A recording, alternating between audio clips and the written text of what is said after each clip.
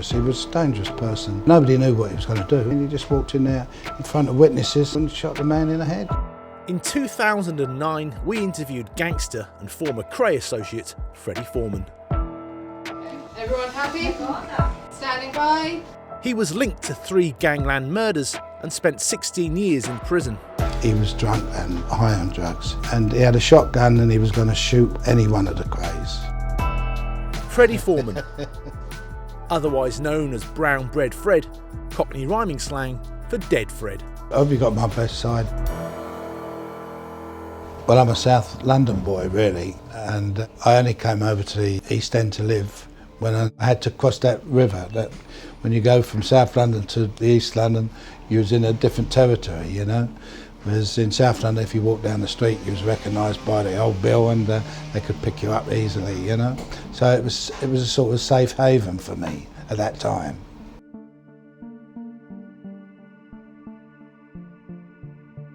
It's always had that charisma, the East End. Everybody thinks that all the criminals and all the gangsters come from the East End.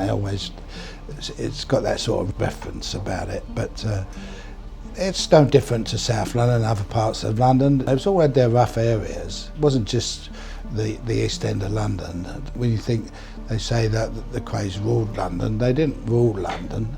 They was just part of London that they were well known and respected. But every part of London had their own different people with their own firms.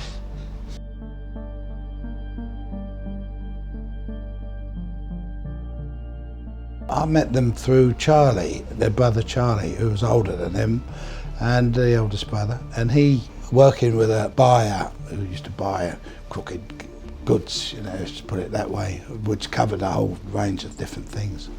And he used to come over to South London to buy these and to sell to the East End. You know, the poor families used to get something a bit cheap. And that's where I first met Charlie. I got to know him. The twins were only young then, but there was something about them that was destined to be notorious, you know, because they was a bit unruly, to say the least.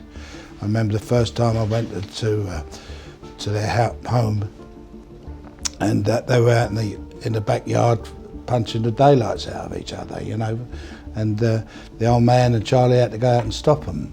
They were unruly, but he used to say to me, Charlie, have a word with them, you know, the twins, and see if he can talk some sense into them. But of course they was too young and fiery. They wouldn't listen to what you had to say. You go in one ear and out the other. They still do what they wanted to do. Very unruly, really.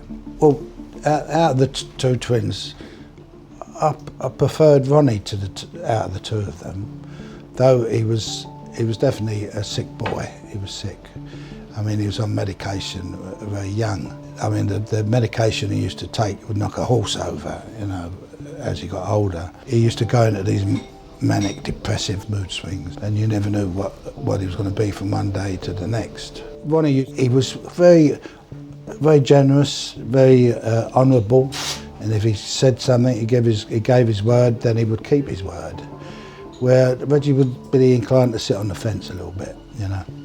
But I preferred Ronnie, and Charlie, of course, was my friend. He was the reason I helped them the way I did.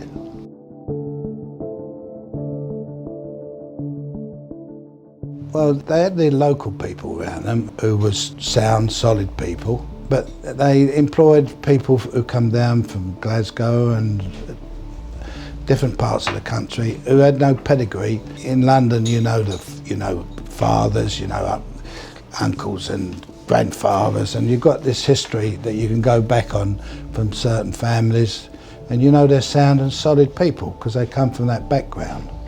But these people was turning up, you didn't know who they were, where they come from, why they was in London, and they'd probably done something wrong somewhere else and they was on their toes down here.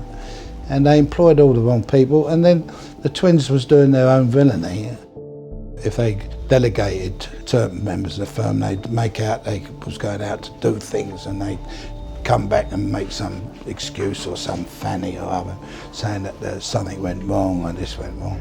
But they did most of their own villainy. And I'd say, why are you doing what you got these people for if you're going doing your own business? You're doing the work for them and they're on the payroll, you know? And these were the people who rolled over as soon as the crap hit the fan. They were the first people to make statements and to roll over and give evidence against them.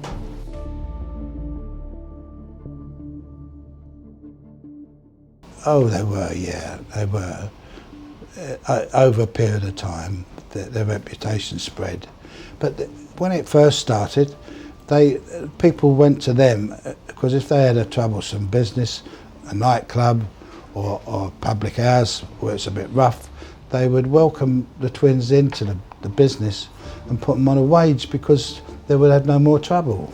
You know, it was a sort of protection business that was beneficial to both sides. If somebody had been burgled or robbed, or someone on the manor was screwing up people's houses, they would pick them up and have a word with them.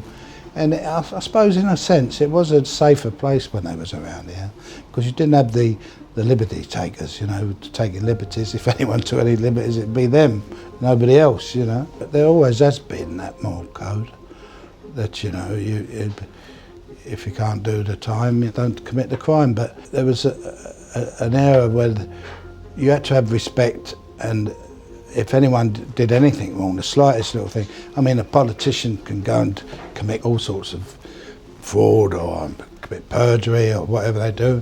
I won't mention any names, but then a few weeks of months later, they're reinstated and they're back in business. But in the criminal world, if you commit one mistake, that's all you got to do. If you made a statement and give evidence for the prosecution, that would live with you till you go to your grave. You cannot do one misdemeanor like that will stay with you for the rest of your life. And that is the code, if you can like to call it a code. That is what people live by. And no matter what the situation is or what you're charged with, you never make a statement and rat on your friends.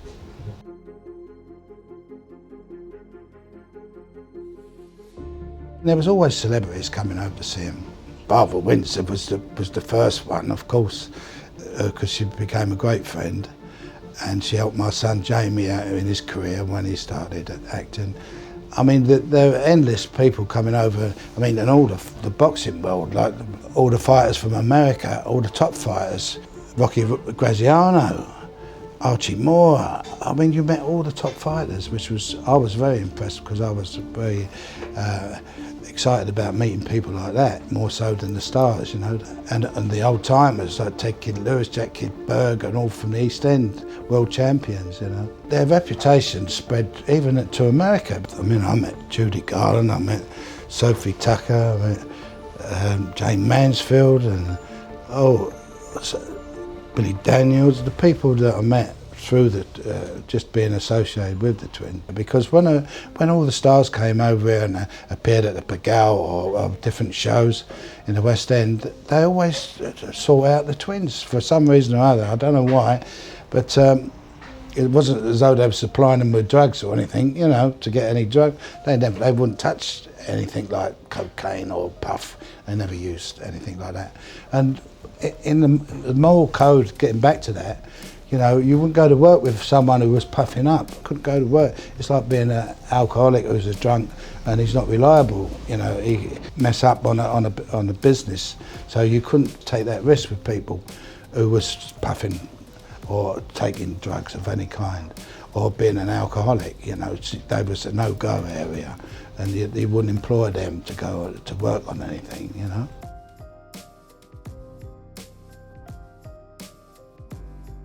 Well, I just don't know what come over Ronnie. That's why I say on those drugs, when he got these manic urges on him, he would go out and do something really dangerous. He was a dangerous person, and nobody knew what he was going to do. He just went and did it. I mean, he just walked in there in front of witnesses and loads of people and shot the man in the head, you know. And it's a miracle shot because his blinders about. He couldn't see to drive or anything. It was just a fluke, really, how he did it.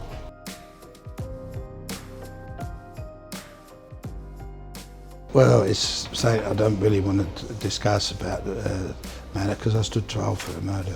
I was acquitted, rightly so. And also, I was charged with another murder 12 years after it's supposed to have happened, and I was acquitted of that also. You know, I don't want to really discuss or talk about things like that because there's always people, families who it's always somebody's husband or somebody's son, isn't it? You know.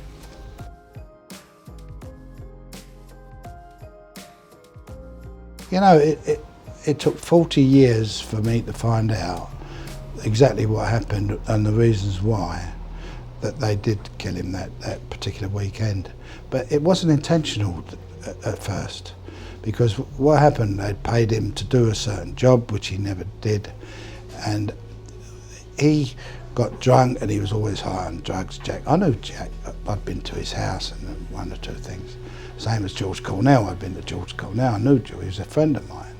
I knew his family, because he was from South London, a lot of his family. And with Jack, he went to the Regency Club on one occasion, and he was drunk and high on drugs. And he had a shotgun and he was going to shoot any one of the Krays. And the two doormen had a struggle with him on the door. The gun went off and blew a hole in the door of the Regency Club. And they took the gun off him and he ran away. And Reggie was sitting inside at the bar having a drink. It was after his wife had died, so he was still in a morbid state and getting drunk all the time. But he was vulnerable at that stage. And Jack went in there to shoot him. And these two guys came to see me 4 years later in the Punch Bowl pub. And they said, we'll tell you now what happened. They had a struggle with Jack, took the gun off of him. And then a few days later, they met Jack, the twins, and they said, all right, we'll reinstate you, Jack, we'll put you back on the firm and give him a few more quid. And he said, you've only done this because I come round to shoot you the weekend. And he opened his mouth and dropped himself right in it. And they looked at each other and they realised what he'd done and how dangerous he was. And then, when it came to the night of the party in Blonde Carol's, Ronnie Kray smashed him in the face with a glass and told him to use the F word and go. And he went out of the room and he turned around and came back in again. And he could have walked out of the house, he could have gone out. And they sat there and they were screaming at each other and arguing, and it went on for quite a considerable time. And there was witnesses there, two young guys who were croupiers who made statements to this effect, and a lot of other witnesses made statements. But they were never produced at the trial, those statements, which they should have been. And that would prove that it wasn't premeditated to kill him that night. But it was got out of hand, and that's when the knife was produced by one of that firm, pulled it out of the kitchen and gave it to one of the twins, which was a stupid thing to do. And that's how he got killed.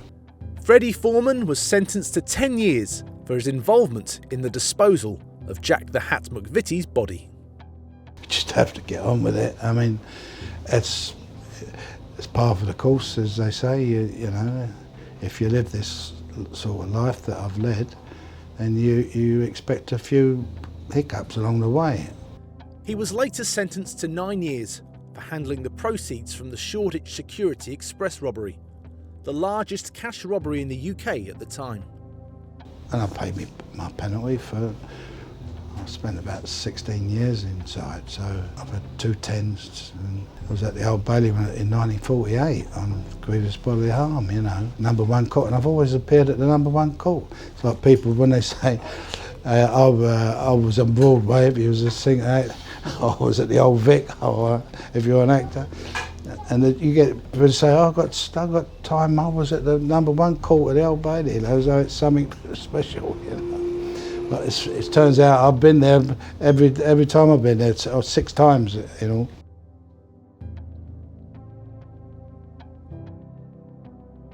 The reasons was really Charlie was the one who always came to me and said, can you help the twins out? They're in trouble, they've done something stupid, they've done something silly. I mean, when Jack the Hat, I was in my bed at 3 o'clock in the morning. I was asleep when all this thing was going on.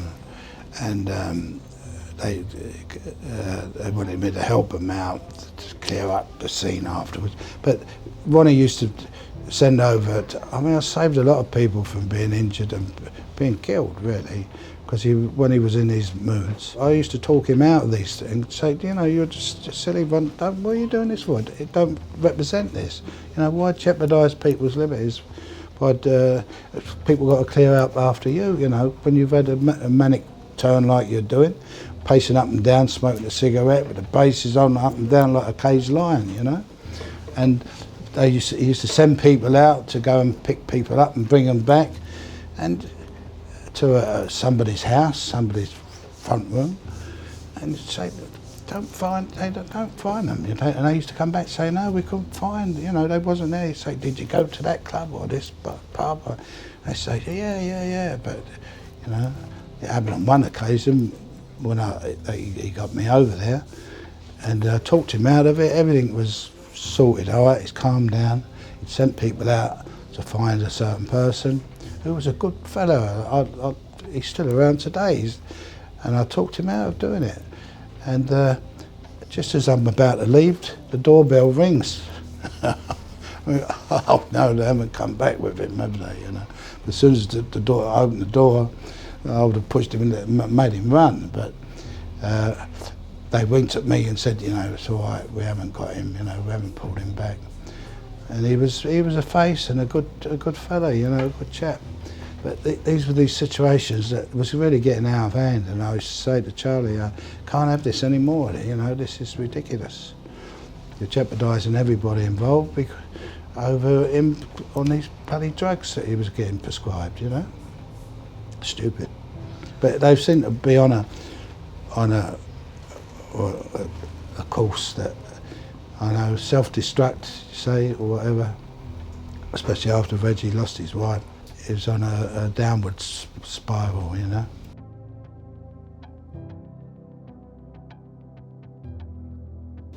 I remember Ronnie in Brixton when we was going up to 6 months. We was travelling back and forwards to the Old Bailey. It was one of the longest trials in history. And then when everyone was finished getting their 30 years, it was on my birthday, the 5th of March, and they took me downstairs out the cells after giving me 10 years and charged me with the murder of Frank Mitchell. I said, it's a birthday present for me, We went to Brixton, and then that's an allocation prison. They send you to all different parts of the country. They always seem to send you further away as possible, so your family's got to travel all day to visit you. Up in Durham and Full Sutton and places like that. I went to Leicester, and Reggie came to Leicester with me. But that was the last time I saw Ronnie, when he left that day from Brixton, and I never saw him again after that. But Reggie spent time with me in Leicester, and then I saw him again in Maidstone prison some 20 years later. He was still there, still doing it. I thought, what a times water's run under the bridge, all these years of things that's happened, I was with him, Reggie, when he died. I sat up next to him in the bed when they released him. We left him, and he said, don't go. He said, you're coming back. We said, we're going to the bar because the doctor arrived to give him an injection. And when we went back down again, he was completely unconscious, And I sat on the bed with him when he took his last breath, It's weird that we went there that day. It seemed like he was waiting to see us before he passed away. It was weird. And I've seen it, the whole family's died in prison. Sad, really.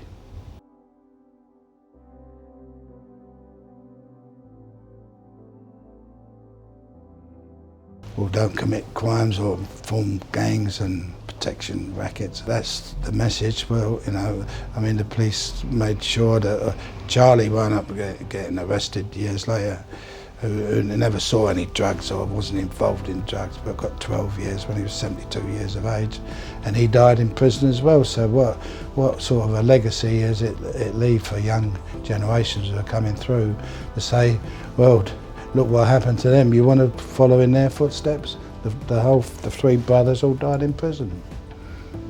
Sad story. And it doesn't advertise committing crime, does it? I suppose that's what they intended. Freddie Foreman is currently in his 90s and living in North London. We hope you enjoyed this video on ex-gangster Freddie Foreman and his life of crime under the Kray twins. For more content like this on notorious gangsters and evil killers, hit the like and subscribe buttons below and turn your notifications on to be the first to know when a new video is released. Until the next one.